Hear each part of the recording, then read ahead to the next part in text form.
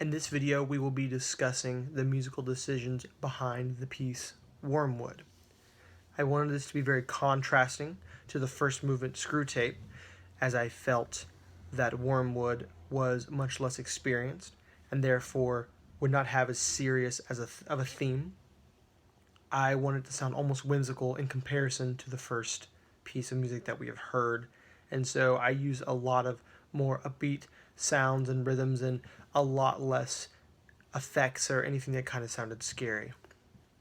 Inspirations from the research paper include research that I had done into 14th century Gregorian chant, in which that I found that most intervals in music that was being composed for the church, most dissonant intervals, I should say, were not allowed to be used because they were not considered perfect intervals and therefore did not symbolize God very well.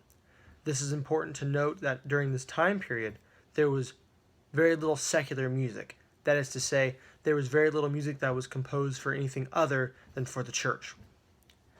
So most music that existed in this time period did not use dissonant intervals because they were not considered perfect and therefore were not considered godly.